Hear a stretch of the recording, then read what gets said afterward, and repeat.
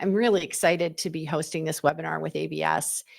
I have been out doing a lot of road shows recently in the community, the Microsoft community specifically, talking to people about AI, talking to technology solution providers about how they're speaking to their customers, and my good friends at ABS who are just unbelievable in helping people understand how to use technology better.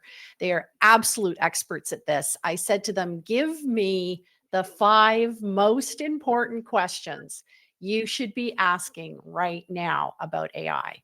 And what are you out talking to your team about? So I'm particularly thrilled and delighted to be co-hosting this today with ABS. And this is a particular passion of mine personally, talking about AI, the responsible use of AI. So I was just really excited when ABS told me what their approach was. For those of you who don't know me, my name is Wiese. I'm the president of Marketing Copilot, and I am a Microsoft MVP in AI. I've had about 30 years experience in the tech sector. Yes, I started when I was 5, and I've written a couple of books, and I know that joke is so old, but anyway, I'm going to use it anyway. I've written a couple of books. I host a podcast called Women Talk Tech. Please follow us on Spotify or iTunes if you have interest in those things. And I've been working diligently with technology solution providers to help unpack this thing called technology of the future. I'm also here with Jimmy Mullins today. Jimmy, go ahead and take a moment and introduce yourself. All right. Hey, everyone. Like she said, my name is Jimmy. I am the AI and automation strategy architect for ABS. So what I do is I manage our internal automations, and I'm also sort of the AI champion at the organization. And you're the amazing AI graphics person, I can tell. You've done a brilliant job with your background there today, getting some cool stuff developed. I'm sure our audience is going to want to know how you did that. Sam, take a minute and introduce yourself. Yeah, I can't help and look at that picture and not think what you told me yesterday, Marie, where I look a lot younger there. So I think we're getting to the time where we might need to be updating that LinkedIn photo. But so okay, I actually started AI. my career. Get a real picture. Don't use AI for that. All right. Yeah, that's an AI picture right there. But yeah, so started my career. I've worked in IT my whole life, but I started my career at Ernst & Young in Charlotte, and I focused primarily on data governance and software development. And from there, I moved to ABS, and I've been doing mostly executive level IT strategic planning. And so over the last few years, that's definitely had to do with AI, and that's definitely at top of mind. A lot of executive teams are asking about it. So that's been my primary focus recently. Yeah, you're a man in high demand. Everybody's asking about it. So these are your experts today. And I really encourage everyone to put questions in the chat. We love it when it's interactive. We want to take your questions. We want to understand what some of your pressing concerns are. So we're going to jump into it in a second, but we always wait till the end of the webinar to give away the goodies. And I thought, what the heck? Let's give away the goodies right at the beginning so that those people who want to follow along, please use your cell phone and snap this QR code, and you'll get a version of ABS's Copilot Readiness Assessment and Implementation Guide. Really useful little a worksheet here for those of you who want to take something away after this. So please snap that. We're going to put the slides up again at the end. And this is Marketing Copilot's Guide to Responsible AI. It's hot off the press, understanding the 4 pillars of responsible AI deployment. Again, please snap that QR code. It'll take you right to the landing page to download this, so we don't have to try to email stuff. But we'll mention these things again at the end, but I just wanted to take a minute and let you have them in case you wanted to follow along. So we're going to jump to our first question. And we talked a lot about these questions, and I was really thrilled that the team at ABS was feet on the street, man on the street, woman on the street, asking right from where the questions were coming from. This is how we put the 5 questions together today. Very much feedback from end customers. What business operations can we transform through AI to achieve breakthrough improvements in efficiency and cost reduction? Now, I know this is a big question. It's a loaded question. It's what everybody has broken out through the gate, including Microsoft, about efficiency. Jimmy, let's start with you. What do you think? I think the obvious ones are areas like supply chain management, customer service, finance. We've talked a lot about this, but anywhere where there's data, because what AI is really good at is taking large data sets and analyzing that. And because of that, we're able to use it for things like analyzing historical data. We can predict market trends. We can help drive decision making through all of that. And then another big one is customer service. We've been putting chatbots in organizations for years, and they're finally, thanks to generative AI, they're not useless anymore. So that's a big one. Absolutely. All right. Sam, what do you think? Yeah, I mean, I would just like to echo what Jimmy said. I think the bottom line is this is complicated for most business owners I talk to. So we manage about 250 companies, IT, and I haven't heard a single person that feels confident about where they are with AI and how it's automating things or making things more efficient. But with kind of keying on what Jimmy said, where the data lies, I think for pretty much all of you all, your data lies in kind of two key areas.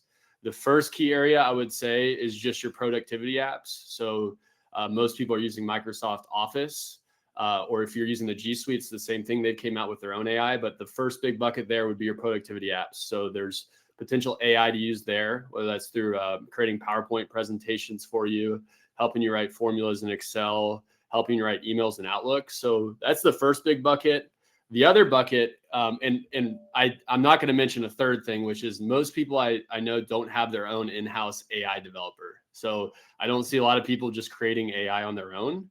But what I do see is a lot of people have their key applications they use. So let's say for your CRM, you use Salesforce, or you use NetSuite, or you use QuickBooks.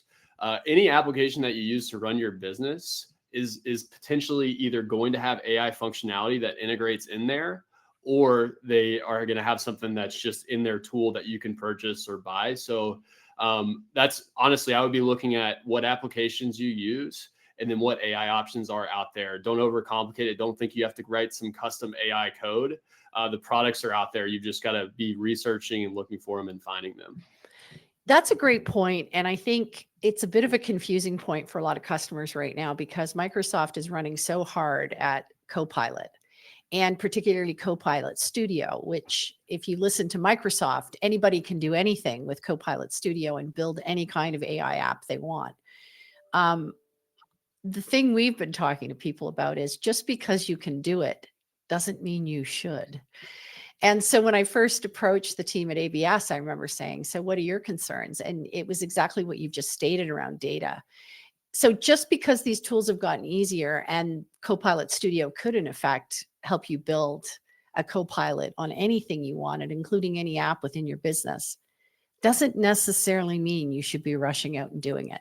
So I think your point, Sam, is a really good one about waiting to see what other apps like QuickBooks and Xero or, Salesforce or whatever, what they're putting into their products to see what's there for you to use. Obviously, there's going to then be some questions around how you tie systems together and integrate things, but I'm sure, we'll get there, but I'm sure ABS has an answer for that.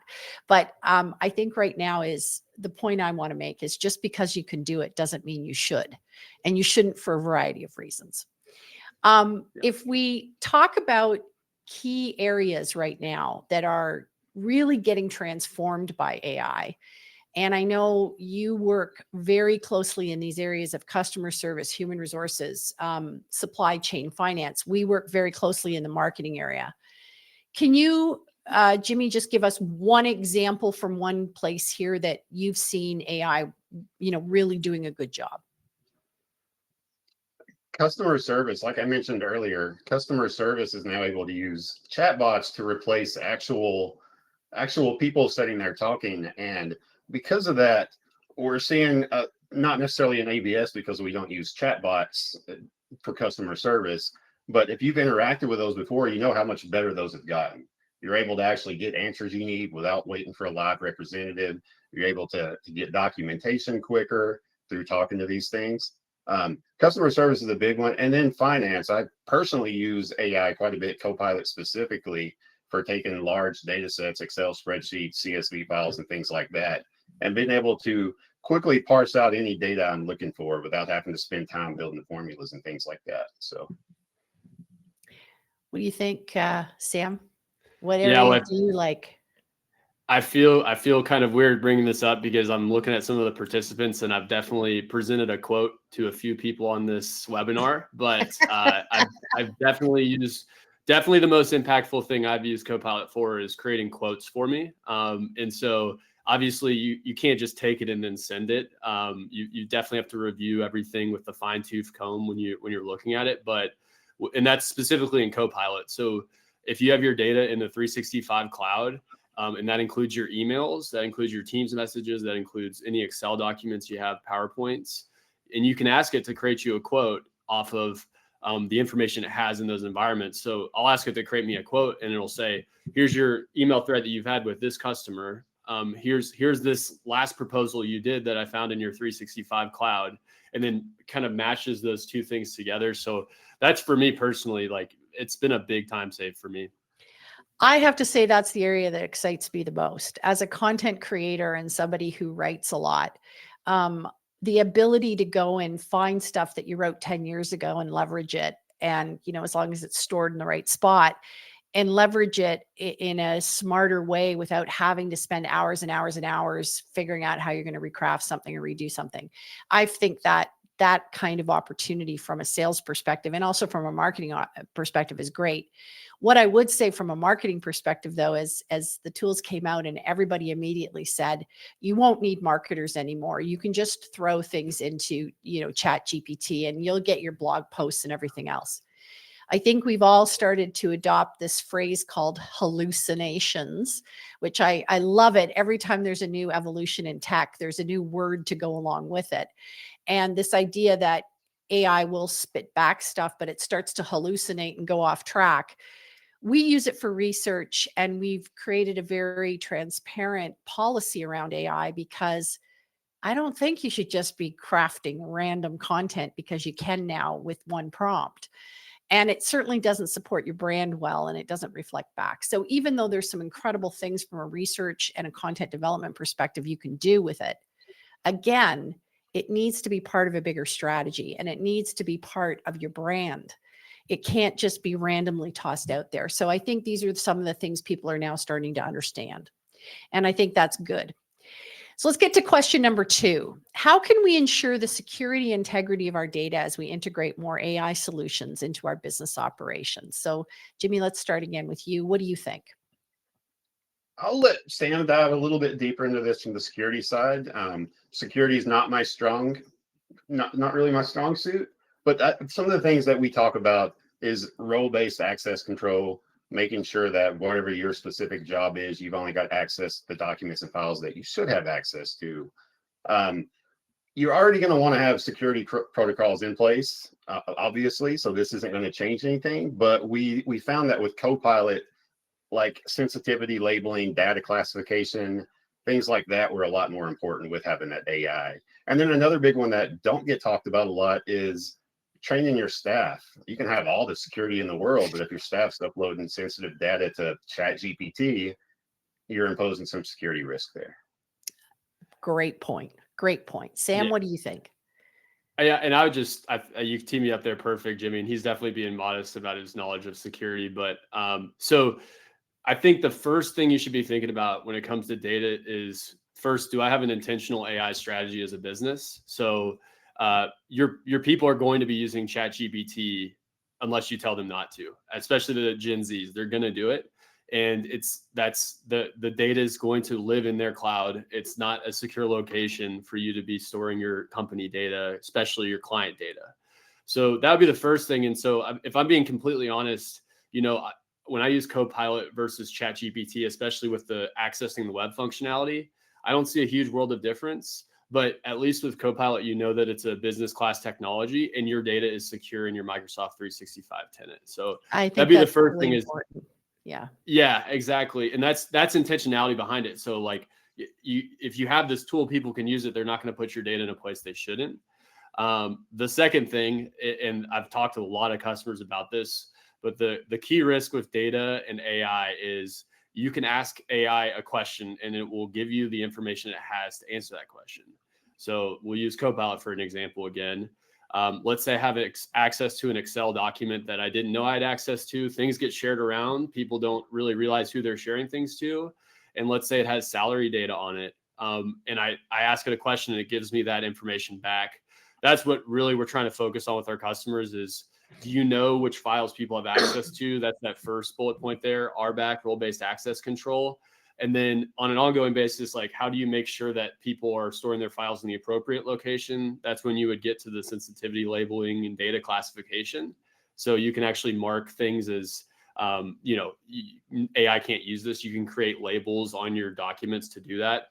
And then the last couple of things, just kind of fundamental security principles. But once you're using AI, you're going to have more data. So regular security audits become more important because you're going to have more data that you need to secure.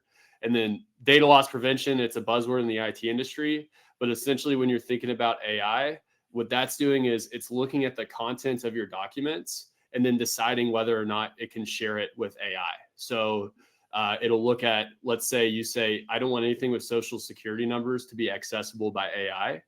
Data loss prevention policies will let it, so make sure that those files aren't accessible by AI. So there's more than just this, but these are the key kind of fundamentals that we're finding with our customers on what you need to be thinking about when you turn on something like Copilot. So, when companies like Microsoft say, you put Copilot in, you'll get a 37% uptick in efficiency. You're going to save. So if you think about 37%, an 8-hour workday, that's 3 hours of your time you're getting back, supposedly. But I think that that's a bit erroneous because, these are the types of these protocols and how you train people. And there's a lot more work involved here. To just make it sound simple is not correct.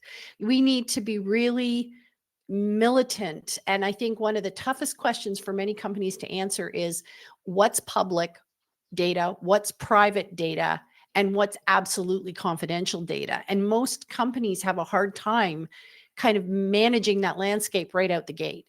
And this is going to be a huge risk from an AI perspective if people don't get that right.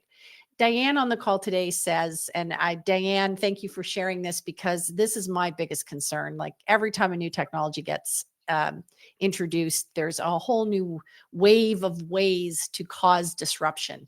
The bad guys seem to be using AI to bypass some of our security layers. For example, we were recently attacked via our website, and our app provider believes that AI was used to bypass the CAPTCHA layer.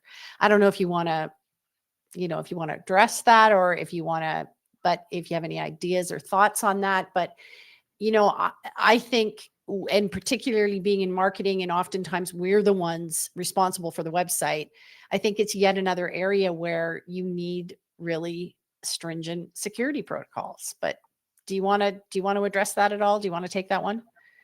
Yeah, well, I'd say just kind of the big thing to be thinking about with AI, and it's kind of the unfortunate reality about AI, is that the bad guys are going to develop AI. They're going to use it from, just in general. So that's kind of a piece of the puzzle that's kind of unsettling, but that's the reality is you're going to need to use AI, especially from a security perspective at some point in the future to combat the AI that's the bad guys are developing from a security perspective. So it's kind of a catch-22 situation, but it's one of the unfortunate realities of AI. Yeah, absolutely. So, I think this next question, that is great. And I'm so glad that we came up with this because obviously this is my biggest area of concern. How do we ensure the ethical deployment of AI in our business, particularly in relation to job displacement and workforce change? So I'm going to let you answer this. One of the things I brought up recently at a conference I was speaking at is, again, back to this 37% increase in efficiency.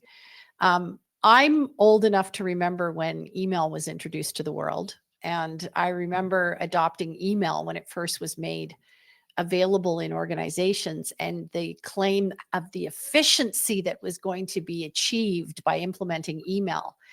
And if we look back and what's happened, it made you even busier than you were before, because now suddenly people wanted a response to email quickly and you were available now 24/7, and a whole bunch of things happened. So this is the question a lot of people have been bringing to me. What if we take out that 3 hours a day that you're getting back in efficiency? Do we give it to you to work on high value stuff, or is that just a way to merge jobs and only need, one person to do what two people were doing? What are your thoughts here? I think AI is an augmentation to what we're already doing. I don't think AI is going to replace people. It'll replace processes that people are doing, but it's not going to replace people, at least not anytime soon. And if it does replace someone, what it's going to do is give you the ability to use that person in another solution where they can be more creative with their solutions.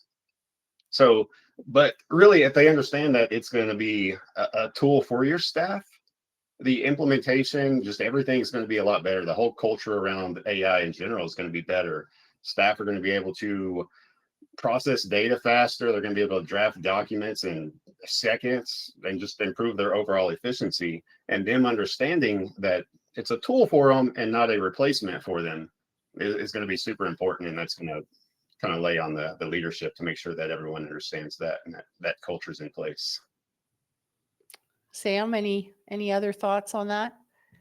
Yeah, I would just say it kind of starts with and I love this first bullet point, transparent communication. So we were actually kind of internally surprised at ABS. Jimmy was telling me this, where he's internally been developing and working on all of the AI solutions that we're going to be using as a company, and we are using as a company. And when he was on the front end of that, he started asking around and asked kind of people their comfortability with AI. And you think at an IT company, people would be super excited about it. But there was definitely some concerns, especially on the front end as we were talking about it. So that would be the one thing I would add, is just on the front end, make sure that you're communicating with your employees, getting their sentiment of AI, talking through any concerns they have, and then just make sure they know what your plan is with AI at a high level of, here's what we're looking to do. So I think that would be the only thing I would add. I love this bullet point number 5 here, social responsibility. The thing I've been telling people, and I know you agree with me, is that it is not one department's or one government or one person's responsibility to be understanding how to responsibly deploy AI. I think it's everyone's responsibility. So if you're a developer, you need to think about what you're developing. If you're a business leader, you need to think about how you're using it. If you're a marketer, you need to be doing marketing for good, not for bad. So I love that responsible social responsibility, and I think we all have a role to play here. And I love the fact that your organization has taken such leadership on this. Does my heart good to know that there's good guys out there in the tech community wanting to make sure that everybody does things properly. So I'm very grateful for that. How do we build and maintain the necessary skills in our workforce to leverage AI effectively? I know, as I said before, if you listen to Microsoft, they make it sound easy, and it's not easy. There's a whole bunch of elements at play. Even making decisions about what you're going to give access to in your organization and not give access to. So what are your recommendations at this point about how do we build these skills? How do we leverage it correctly with, sort of the people we have today? Jimmy, do you want to start off on that? Yeah, like I mentioned in one of the previous slides, it's super important to train your staff on, especially if they're going to be using AI, on how to use it effectively. Find out what staffs are having issues with it. See if we can fix that.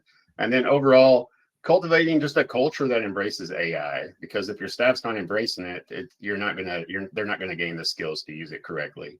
And then, like we've done at ABS, having an AI champion in the organization, someone that you can put a face to. If someone's unsure about something, they're concerned about something, they can come talk to me at my company as sort of the AI champion. So they've got that person they can talk to. I think this makes a really good case for have a really strong technology partner who's got your back. Yes, That's the first absolutely. step. Make sure somebody's got your back. And the second step then is I think some of these things. Sam, what do you think? Yeah. So I love what Jimmy said. I think the most traction we've had as an organization is dedicating somebody to AI and automation, which is Jimmy. I think, it doesn't have to be a full-time employee, just maybe just develop your own AI champion internally, something that's not their full-time job, but so people know this is the person that I can go to with questions and is kind of doing the research and some intentionality behind that. It's worked for us. We definitely have seen it work for other companies in our industry as well. I think the second thing, it's just kind of the fundamentals of your training and learning as a company in your onboarding process. If you have AI tools, make sure you train your employees on AI tools that you have at their disposal. And more importantly, understand their sentiment around AI, like we were talking about in the last slide. So as a part of your onboarding process, talk about it. Second thing is if you've got a training program as a company, integrate some AI trainings into your training program. I think some simple things, but it's things that you should be doing anyway, hopefully. And I would just add AI into those curriculums. Love that. Love that. I think that's all really solid advice. So if we get to what metrics we should be using to measure the success and ROI of our AI initiatives, what are your thoughts here about how, I'm still baffled that people are able to come up with numbers like 37%. I don't know where those come from. I don't know if I believe it, but that's just me being a little bit jaded. But have you come across metrics and how are you going to measure this? Jimmy, you want to kick it off? Yeah. So when you're looking at measuring the metrics for ROI with AI, it's hard because there are so many intangible things that you can't really account for. So, but there are some things you can. So, for instance, our ticket triage process, we might spend 40 hours a week on that. If we automate that with AI, then that's an easy number we can look at and say, hey, this is 40 hours of labor cost savings that we have now thanks to this AI. But in terms of efficiency gains, if I've saved 37% of my day writing emails, I don't measure how long I spend writing emails. So that's a lot harder for me to measure. Mm-hmm. Mm-hmm. There are some tough things here that, we've gotten to a point a little bit where we just assume I'm doing my job, I'm in my day, I'm, in chat talking to somebody, I'm sending out emails, I'm following up with people, I'm attending meetings. We don't necessarily put some hard numbers around what's it costing. I guess we could look at salaries, but we've all talked about the fact we don't think this runs without human beings. Um, so, I think you're raising a good point there about what are we measuring today and how can we improve something around that? And if we're not measuring something today, it's going to be hard to put some numbers against it. So I think it kind of begs the question, what are those things where we can measure? Sam, what are your thoughts? Well, I just say I'm kind of jaded too. So I would agree with you there, Marie. And I honestly I like what Jimmy said on the email example. There's a lot of really intangible things that AI is going to help you either increase your quality in the same amount of time, or it's going to decrease the amount of time that you take that it takes to do a task. Mm-hmm. So I really like the idea of just asking the people that are using it how it's improving their jobs. And that actually goes back to our earlier slides on what we're talking about with, people not feeling displaced because of AI. If you continue the conversation with them over time, you'll understand what's getting easier for them or what's getting quicker. And then you can collaborate with that person on other ways that they can spend time on their job. So, my finance team probably doesn't like that answer because they've got a big AI tool cost that they're trying to offset and they're trying to figure out why. So Marie, to your point too, if you've got key metrics that you're tracking as a company, I wouldn't try to reinvent those. I would just keep an eye on those and kind of put a point in time when you've implemented AI and just see if there's improvement. But I love the idea of just keeping it qualitative and talking to the people that are using it. I think a lot of people in the business world too, we've been seeing a lot of people talk about the EOS system, which I believe stands for the Entrepreneurial Operating System. tracking certain things in your organization and having this really good metric across it. I think for those organizations who are implementing EOS, I think there's an opportunity for them to look at what it costs to do certain things and how long it takes to do certain things. And even if you started there with figuring out where could AI create some improvements for me. From a sales and marketing perspective, the one you already mentioned, it used to take me 3 to 4 hours to build a proposal. Once we really got our template down at Marketing Copilot around how we wanted to communicate the value of what we were doing, pulling data now into the template has saved me a ton of time. And I quite like being able to go back and access stuff that I couldn't find before. I like that. But again, it comes back to, making sure you've got good strategies in place for how you're protecting data and storing data and all that good stuff. Because you don't want to suddenly be putting information out there or having information hacked that costs you thousands and thousands of dollars. Then there's no efficient, time-saving efficiency in the world that makes up for that. So I think there's a balance moving forward. Please do add questions in the chat. If you have other questions, we'd love to take your questions. This is another area. We haven't talked about these areas yet. Do you want to have a quick, give some feedback on customer satisfaction, accuracy, innovation, growth? What are some areas here people should be aware of? Well, with customer satisfaction, I think one way that us specifically that we'll be able to measure that is a lot of times when we're triaging tickets, like now we don't have to worry about there being any human error. We don't have to worry about there being any delay in a priority ticket going to the right place. All that'll be instant. So we're able to tackle those problems for the customer. I think that'll lead to a direct correlation to a raise in our customer satisfaction scores. I like it. Sam, what do you think? Yeah, I think that's a great example. For me, I personally see a lot of quality increases because of AI and less time-saving increases. So like that's harder to track. That's kind of a harder thing to understand, but especially with that content creation type of side of the house. So people that are creating proposals, PowerPoint presentations, I'm feeling bad for my, people. I worked in consulting for 2 years, or I said 4 years, but for the first 2 years out of college, when I was working in consulting, all I was doing was creating PowerPoints and Excels and things like that. And I kind of worry about like, what are those people going to do? But in reality, I think it's just going to improve the quality of what they're doing and probably improve the amount that they can do. But yeah, I think I'm interested personally on the quality increases because it's harder to track, but I think we're going to start seeing it. I think we already do see it, honestly. I think a lot of written communication I've seen over the last, few weeks and months because people are adopting ChatGPT and AI more. It's like you can see kind of a refinement out there on some of that written communication. Okay. I actually spend more time writing emails now with Copilot because it gives me points that I hadn't thought about before, but I don't like the way it's worded. So I'm going back and tweaking things. So I actually spend more time, but I have a lot better emails. They look a lot better. Wow. So. Okay. Excellent. I love that. Okay. I think that's a great point.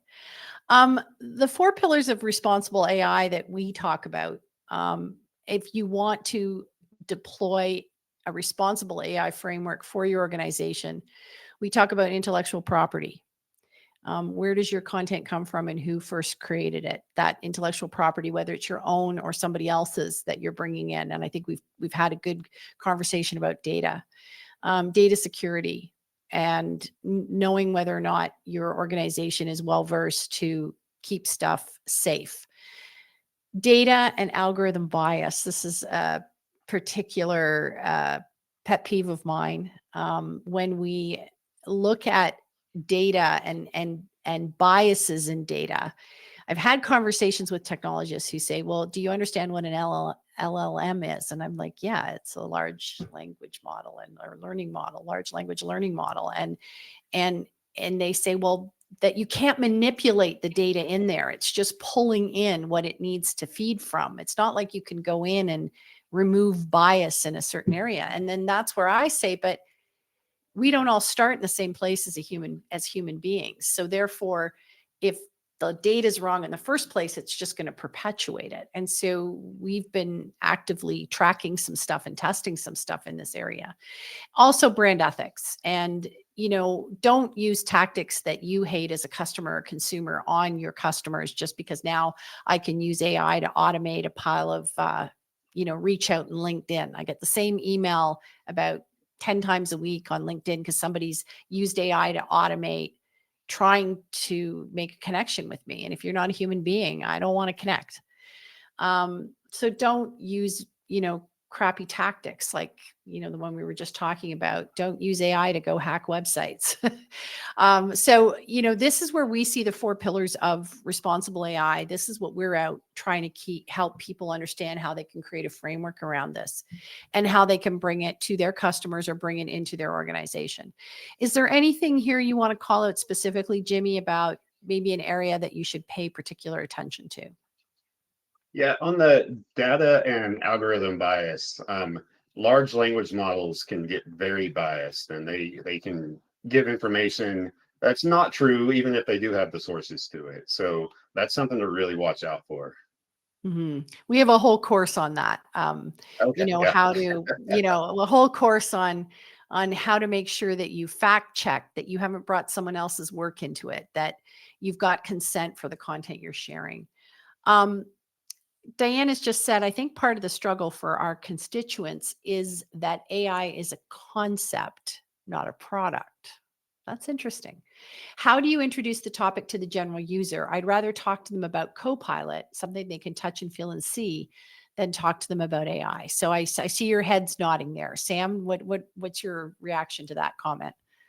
Yeah, I just love that because that kind of goes back to, we're talking about an intentional AI strategy. You can't have an intentional AI strategy until you know what AI tools you're introducing to an environment. So I do think Copilot is a good place to start if you're looking to start an AI with AI in an organization. One thing I've been recommending to executive teams. So we talked about the data security of AI, right? So if somebody asks it a question and it spits back, salary information that they weren't supposed to have access to, a way that you can, if you're an executive and you want to gain familiarity with Copilot, since you don't have those same data concerns, then I'd recommend for you to pilot it out yourself and kind of test it out. And then that'll give you a better idea as you look to implement in your organization what you're actually signing up for. And then you can have a more intentional strategy about how you communicate that to people as well. So I think that's a great point. Evan has just asked, how do you think about data quality and curation? For example, how do you advise companies when it comes to curating and ensuring relevance of the documents being used by AI within your organization? So, of course, the big quote that I'm hearing from so many people, and Evan's quoted it here: garbage in, garbage out. Jimmy, do you have any thoughts on that? Yeah, we talk a lot about data cleansing whenever you're training an AI to make sure that it's not getting data that it shouldn't have, that it shouldn't be trained on. And that's a really good time. And I've seen this in other organizations where I've been researching all this AI and automation stuff, where they're using that as an opportunity to sort of clean out data that they don't want. Like, this is a good opportunity. If we're not using it, let's go ahead and get rid of it. If it's something that we can use, and let's clean it and put it to the AI. Absolutely. And Sam, what do you think on this one? How do you Yeah, think I would about just it? say, I can kind of relate to my own personal experience with AI, and Copilot's a great example of this as well, because if you're using Office 365, or even if you're using G Suite, you're going to save your random Excel spreadsheets that you were fooling around with for 20 minutes one day, and it's going to grab that information. So I still see AI, especially with Copilot, as a good starting point when you're creating something, but not the be all end all of what you're trying to leverage as a final deliverable. So that would be my recommendation. There's some intentional strategies around making sure that your data is in the right places for Copilot to access. And that's like where we would probably look at if we're doing a Copilot readiness, kind of look at, okay, where is your data and where does it need to go for you to get the most value out of it? So there's some intentionality around it, but I'd still say that, you should still be using it as a starting point and not your be all end all. And then your more intentional data strategy can kind of help you get that higher quality deliverable on the first go, more in the future. I think the big aha moment for me, as people a couple of years back were starting to explain some things for me, you've got you've got perhaps employees in the organization who are trying to build something or put something together, and they decide to go out and get a free chat GPT account and type some stuff in and do some prompting to get information. Um, that's fine. You're using that information. You're deciding if you're cutting and pasting it into something you're creating within the organization. But I think it's the idea that Copilot sits within your organization and it's sitting on top of your information that maybe you've used in SharePoint or you've done in Teams or you've done whatever with. And so that whole idea of front of the house versus back of the house. I used to say in front of the firewall, behind the firewall, but everybody told me that dated me, that I just sounded way too old when I used the term firewall. So it's kind of the idea that what's happening outside of the organization, physically in the cloud and where you're grabbing information, and what's happening internally in the company.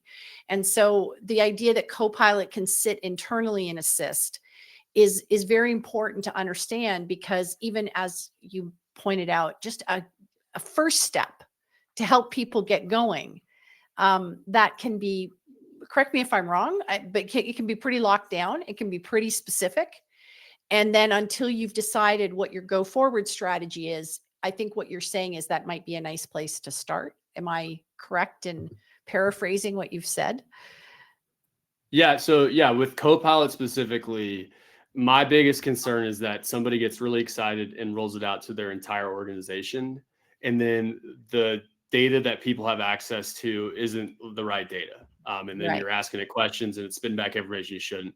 But what I do feel comfortable with is for especially executives that don't have these data concerns, they can access whatever data they want. My recommendation would be for those people to get Copilot implemented for them. And so they can really feel it out and see what they might be signing their company up for, because they're the higher level of leadership decision maker anyway. And, so that would be the person I would kind of recommend if you're looking to kind of feel it out without having to go through a huge process of cleansing all your data and doing all of those things. Again, here's the QR code for ABS's Copilot Readiness Assessment and Implementation. And here is our guide for responsible AI that goes into more detail around intellectual property, data security, data and algorithm bias, and brand ethics. We have, John just left a note here for you, Sam. Teams Premium. He wants, he's had his influence on this presentation, which is probably a good thing. And it's a great point, actually. A foray into AI, even before you get to Copilot, would be the Teams Premium licensing, which can record and transcribe your meetings and then summarize your meetings afterwards and kind of give you, sentiments of people in the meeting, and gives you a score as well. So that's kind of your first little step if you want to make a baby step. And we made that a few months ago. And it's been great. A lot of people have gotten a lot of value out of it. Fantastic. Of course, except for people like me who still can't find where that proper button is to click for Teams Premium. But I'll get there. I'm dying to make it sure it works across everything. But I think that's a great point. So thank you, John Clark from ABS, for piping in on that one. You have been listening. I don't know if we have any more questions, and we're happy to keep taking them, but you've been listening to Jimmy Mullins, who's the AI and Automation Strategy Architect at Advanced Business Solutions, and Sam Lewis, who's the VP of Client Strategy at Advanced Business Solutions. And for all those people still on the call today, these are the guys. These are the guys you want to go talk to. They're the ones who've got a ton of great answers to very specific questions. They've been doing such a wonderful job with their customers and out in the tech community. And we're very grateful to work with you. And we're very grateful to have an opportunity to have this conversation, because I think everybody's rushing and all hyped about the idea of AI. But I think we need to slow down a little bit and think about its implications and make sure that we're doing things the right way, the correct way. We've seen what happens when we get too excited about something and roll it out, and then suddenly we're all paying the price down the road. We don't want that to happen. And I think, get yourself on people on the call today, get yourself educated, find the right technology provider, make sure you're partnered with the right people, and ask the right questions. Don't be afraid to push back, poke the bear, ask the right questions and find out what are the real implications for your organization. Again, you can reach us at our email addresses, which are listed on the screen. If you want to do any follow-up, you can definitely check out Advanced Business Solutions at their website, and at our website, Marketing Copilot, you can find out about us. I'm going to give everyone a little bit of time back in their day today. We like to start on time and end early. Sam and Jimmy, thank you so much for your insights and knowledge. It is such a pleasure having these conversations with you, because you always make me feel that I've learned something, but more important, that very trustworthy, the information you're giving me back. You're not just rolling out technology for the sake of technology. There's a lot of thought put behind it, and I love that. So thank you so much for that. Again, please connect with us. Please give us feedback, and it's been a delight to present this content for you today. You've been listening to Advanced Business Solutions and Marketing Copilot on the topic of questions you should ask in AI. Thanks everyone for being here.